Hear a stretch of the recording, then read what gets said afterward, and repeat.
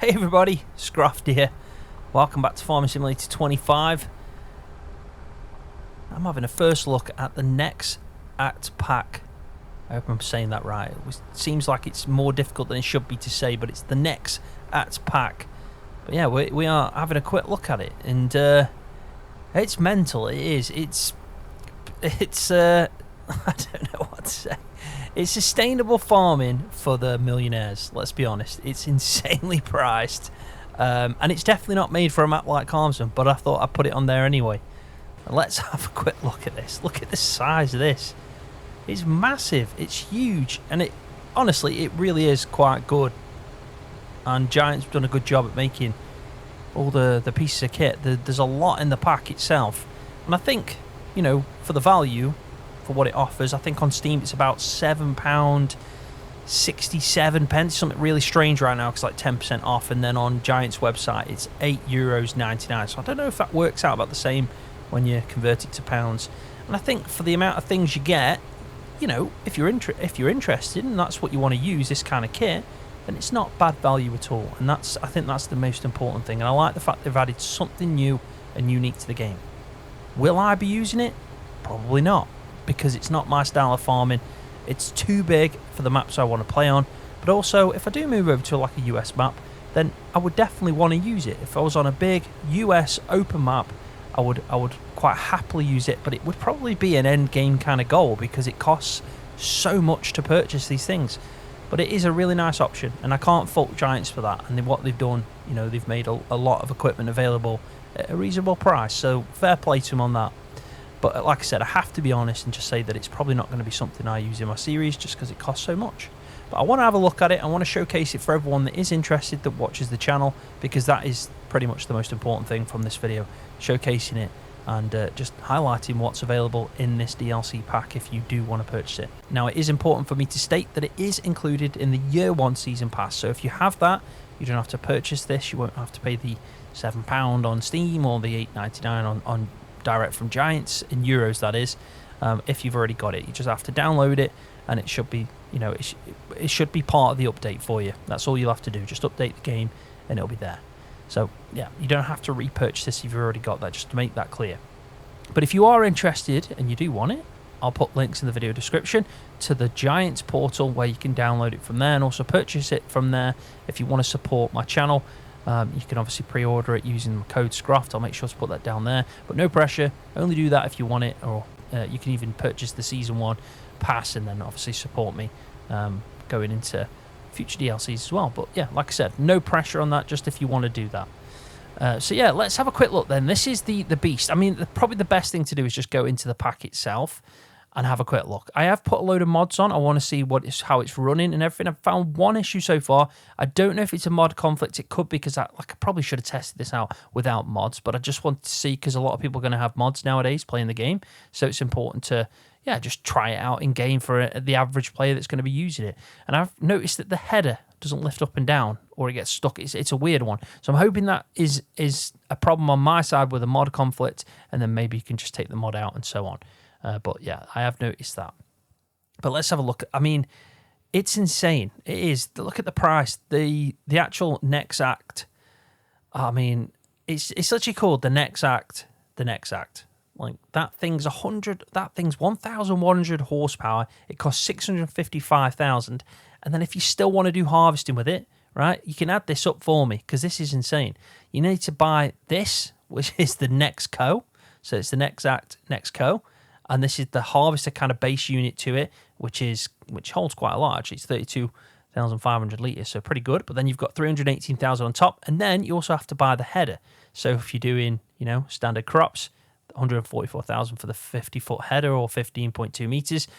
Or if you're doing, you know, like corn or sunflowers, you've got the planter, which is a little bit extra at 182,000. So just to do harvesting alone, you know, you're going to need a fair whack, aren't you? You're talking about £1 million here for this harvester, which again, it has on the side of the tool sustainable farming, but it's sustainable farming for the millionaire, basically. So yeah, I guess you can have the privilege of looking after the environment when you've got a lot of money in your back burner. And unfortunately, that is a true statement in the real world as well. But it is what it is. Anyway, we've got a lot of equipment. Let's get through it. We've got a header, standard header we just spoke about. We've got the hoe, which is basically for small or medium weeds. Not bad at all. 13.5 meters. Nice to have that as an extra on it. You've got the seed hopper, which you do need to buy if you're doing seeding. So again, you're going to have to buy this, and then you're going to have to buy the hopper for it, and then you're also going to have to buy the actual tool to seed. You've got two of them here. One's a seeder and a planter. So again, it's really expensive if you want to do seeding as well. Not as expensive, you know, as the harvester setup, but it's to expect that this is probably an end game goal. Like you've made it. You've got loads of money in your bank account, and you're trying to, you know, get the best equipment possible. Well, the best equipment is on offer now with this pack.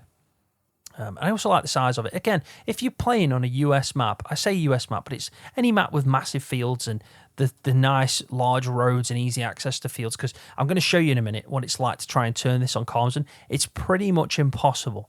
Like, in fact, it is impossible. You can't turn it around any corner at the whole of it. But the fields, it'll work in because there's some good sized fields in Carmsden. It's just getting it to the fields.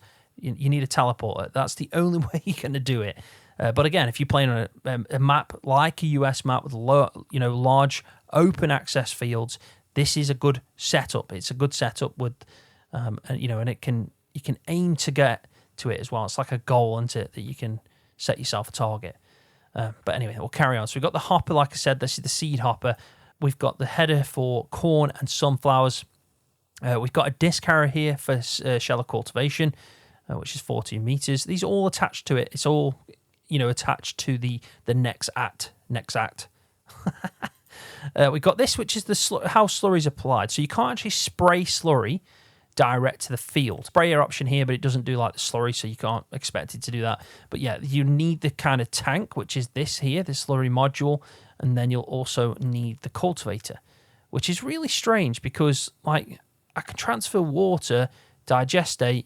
It says I can do water, digestate. Now, lime and slurry I'd expect, even digestate, but the water, I've for some reason I couldn't find a way when trying that slurry module out just to run that alone and actually spray out. Now, I might be missing something.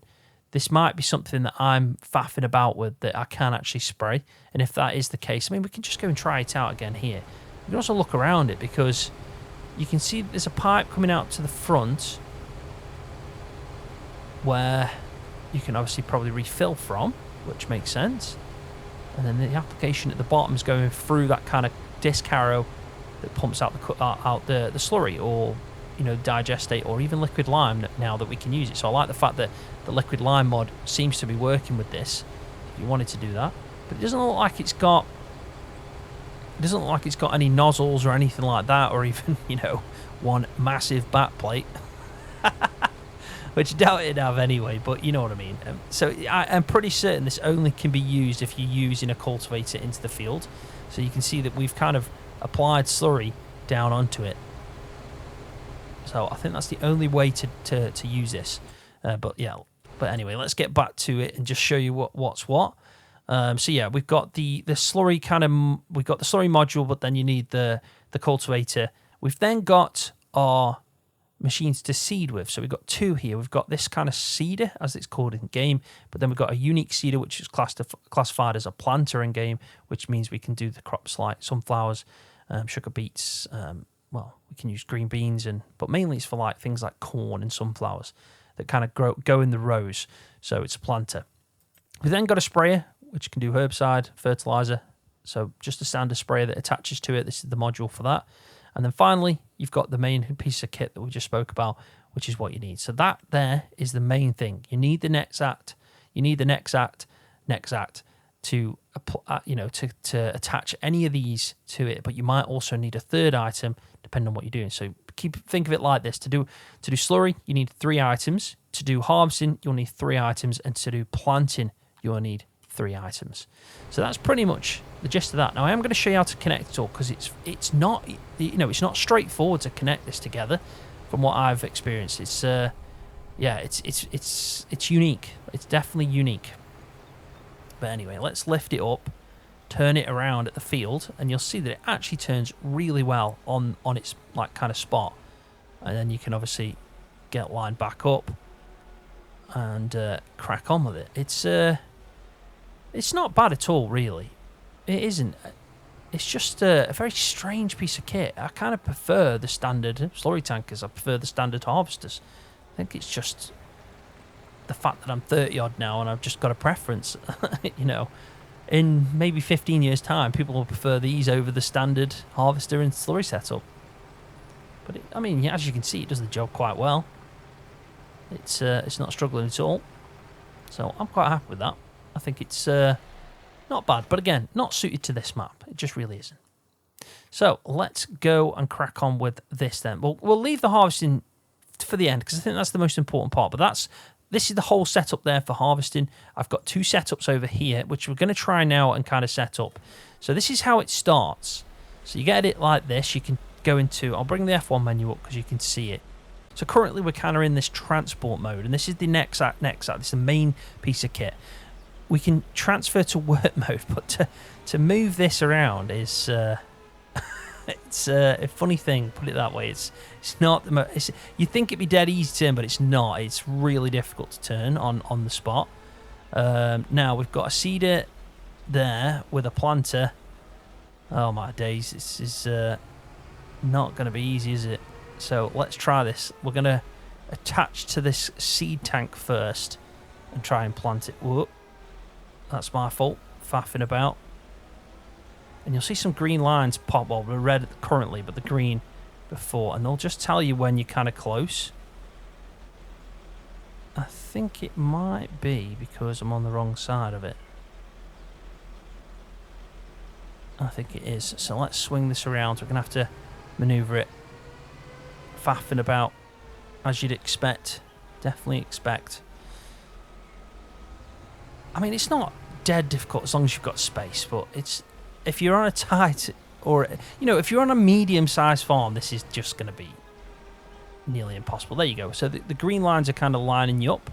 Now, if you change it to work mode, the wheels will kind of go horizontal across, which is what you'd expect because that's the way you're going to travel in the field. The cab will come up and you'll just drive a lot easier. So you can just align yourself, and then when it's ready, you can just drive forward and you'll see your trigger, as long as you do a better job than I did.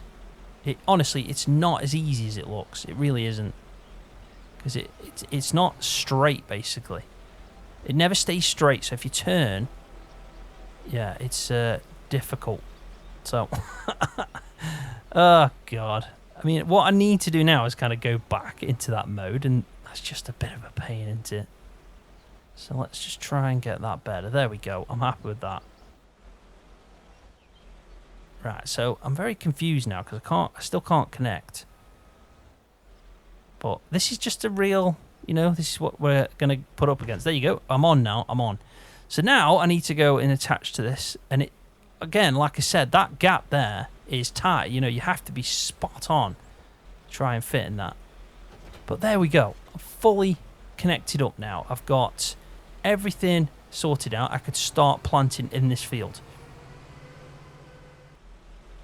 Right, so I've been thinking ahead. I filled it up with seeds. I couldn't fill it up using the, you know, the cheap way. It just wouldn't fill up. Now that tool over there actually needs a seed tank just to do disc harrowing. So I don't know if that's because you can apply fertilizer, but it won't attach that thing unless the seed tank is on. So again, that's even, you know, more money. And because obviously it's not a direct seeder, I've had to cultivate, but I used a standard tractor with a standard cultivator on because I couldn't use this alone unless I bought a new seed tank, and I just thought, nah, we're not going to do that. But let's plant in canola because we're in August and just show you how this works. Now, I haven't got any fertilizer in, but if I did, it would obviously do the job. But it seems to be working fine. But again, my question to you is this, and it's just an honest question. It's not a criticism or anything. It's just an honest question. Would you rather use this? Or would you rather use a standard seeder? It's a good question. I mean, for the size that it is, it's not like you can't get that. You know, you can't get this width and everything.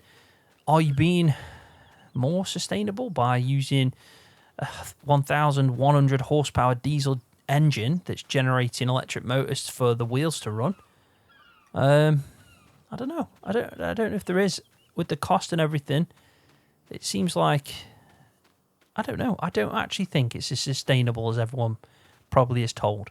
That's just my impression on it. With the cost and everything, yes, you only need one piece of kit, but you still can't do everything with it. And yeah, it's I guess it's designed for massive scale farming, which is, I would much rather 50 small farms doing their thing than one big farm taking up them 50 farms. That's just my kind of mindset. And I know I'm going, into the side of philosophy here and thinking about different things, and I should be when I'm just reviewing a DLC pack, but I just don't get I just don't think I would choose that. Like, even if I had, a long series that I've been playing on, generated the cash, I don't think I'd go for that as a seeder. I personally wouldn't. A harvester, I would. I like the idea of a harvester if I had a big open field, if I had the right setup for it, so the right fields, field entrance, all that stuff. I don't mind it as a harvester. I actually like the idea of it. But for a seeder, slurry tanker, sprayer, them kind of things, I probably still would pick the standard. Yeah, the standard. Because you've seen me just use a standard cultivator, and I mean, I've done a wider width than what that tool's offering for a lot less of the price. I still think I wouldn't choose it as a cultivator, disc harrower, sprayer, slurry tank, whatever. Seeder, I'd just go with the traditional. But anyway, let's try something that I do think it's really good for, which is the harvesting. Now, I think, am I on the wrong way round? I think I might be. I think it's supposed to be that side. Now, just to let you know, that if you go into the header as an option and, you can pick combinations, you can put it on that trailer, but it won't attach to this. So you need a tractor anyway to haul the header trailer, because I've not been able to find an attachment that it would link to. I'm getting a bit of frame rate issue at the moment, so apologies for that. But yeah, this is what I feel like it's going to be mainly used for. Harvesters. If you can connect to it. I think they need to make the connection a little bit more forgiving. Because there's too many noobs, including me. I am definitely a noob for that, so... yeah. Right, anyway, let's do this.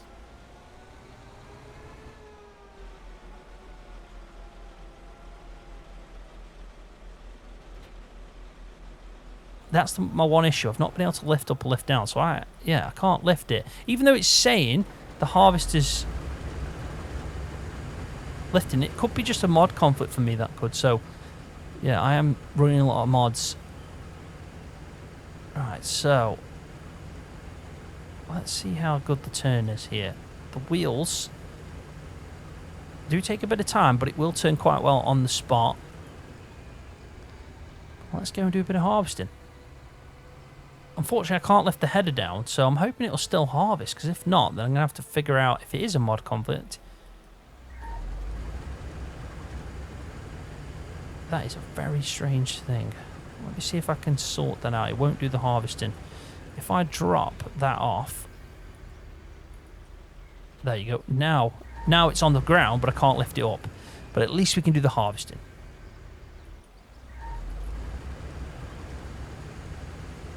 Because I want to see what it's like when it unloads as well. And we are dropping straw. We're dropping straw in 2 swaths. That is interesting. I didn't think it'd do that. I've hit the side. I've hit that tree. Who pulled that tree there? Right, let's... we will do better, honestly. We will. I promise you.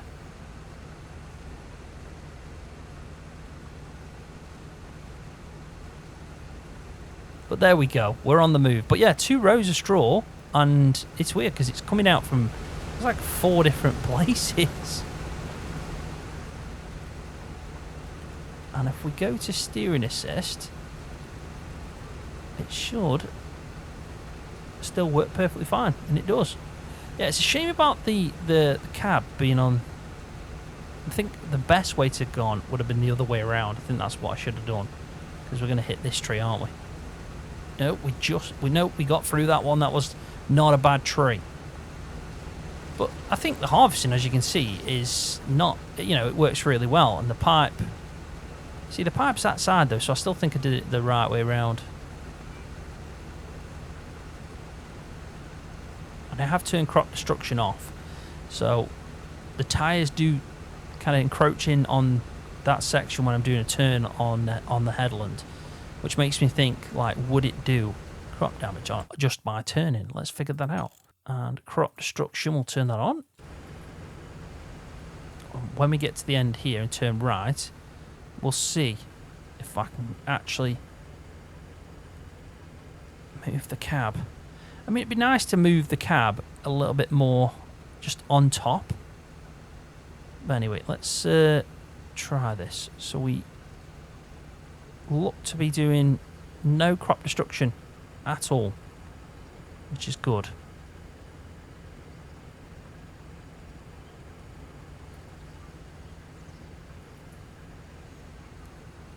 I mean, probably best thing to do would be to do the field, especially if you've got a headland like this where there's a lot of objects near you, which is on a, you know, on an open US kind of style map that wouldn't be the case.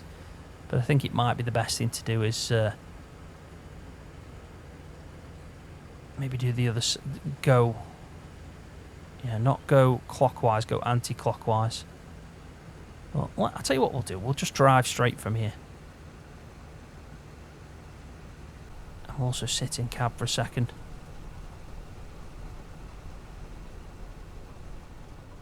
I mean, again, I'm thinking about this now logically. Just you know, not criticising it, because a lot of people will like this, and I understand. But I'm thinking, would I use a traditional harvester? Because there is some headers that, you know, are around this size. And I still think I'd go for a traditional harvester. It's pretty cool. I like the fact it drops true 2 rows. Even though that's more picking up for you. Yeah, I still think I would pick a standard harvester. So if I had a load of money in the bank account and I was trying to be sustainable, I'd just go and buy a standard harvester. I think that's what I'd definitely do. But it's pretty cool, and I think it's nice the fact we're getting new stuff to the game. You can't criticise the fact that it isn't, you know, it is new and it's something different. Always, you know, I think that's what Giant should always do with the DLCs. We don't just want a pack of kind of repeated items that we've already got. I do like the idea of bringing something new, so, you know, as a DLC as a whole, for the first one we've got on FS25, it's not a bad option at all. It's just depends on your playstyle, what maps you play on, and if you're going to use it, I guess. For me, I like it as an option, but I don't know if I'm going to be using it much, unfortunately. Now, my ideal DLC, and I've said this many times, would be a complete animal overhaul.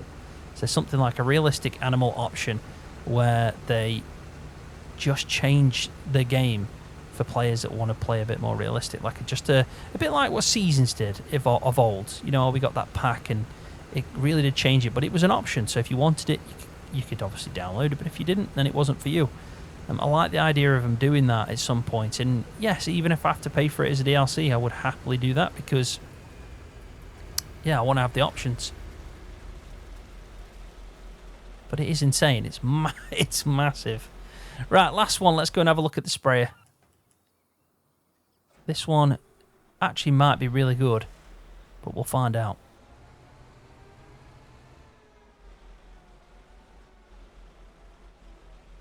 I do understand now why they've put the lines in, because it really isn't the easiest thing to maneuver to. You can get caught up. And I'm going to have to show you turning as well on one of the corners.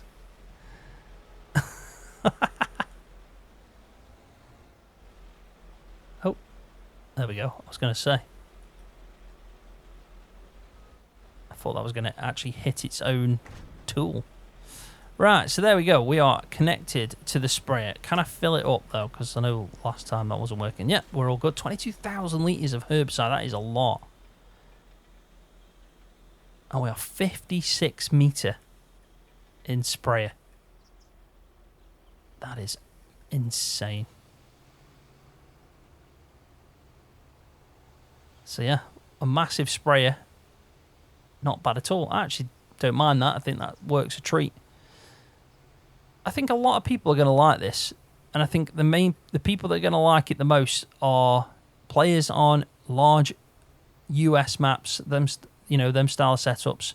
But for someone like me who plays on more European British maps, I don't know if it's going to come in handy. I don't think it's going to be user friendly as much, unless they are massive fields and a big farm with a big entrance and no places to get snagged up on, because it is not, I don't know, it's just not as user friendly, let's say, as you'd probably expect. But anyway, let's detach from that. We're going to go and try and turn this because it's going to be hilarious.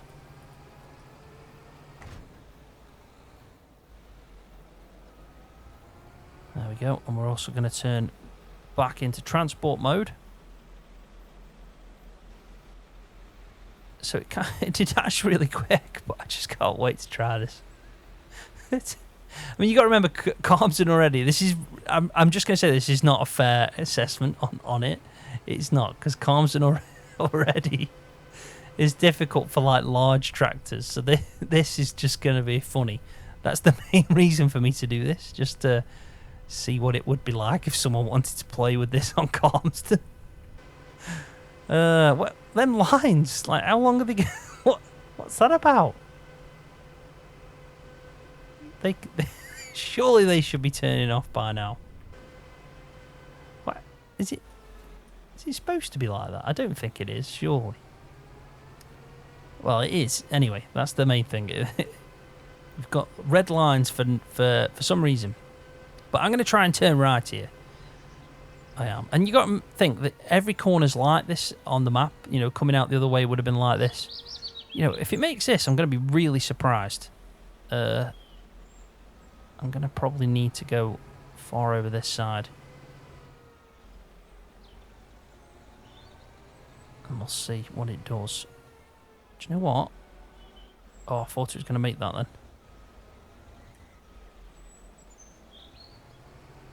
It might make this, you know. No, it won't, will it?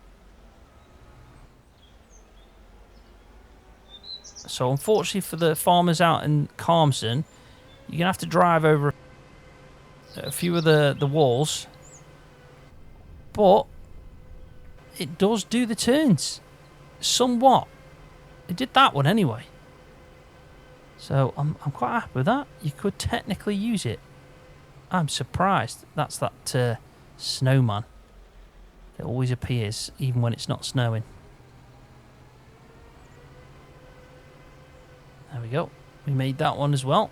Can we turn left into our farm? Or even right? I don't really mind. Them lines are so annoying, aren't they? Why are they still there? That's a good question. Yeah, that's never going to happen, unfortunately. Either left or right there. So if you got a junction like that, it's going to be impossible to turn because it just, yeah, it's not. Basically, it's not made for a map like this, is it? So it's not fair to even try. Definitely an open map is what it's suited to. I mean, just look at the size of it. It's like a crane. It's massive. It is massive. But there we go. That is my first look at the NEXAT pack. If you are interested in downloading it, check out the link in the video description if you want to support the channel. I hope everybody enjoys it when it drops.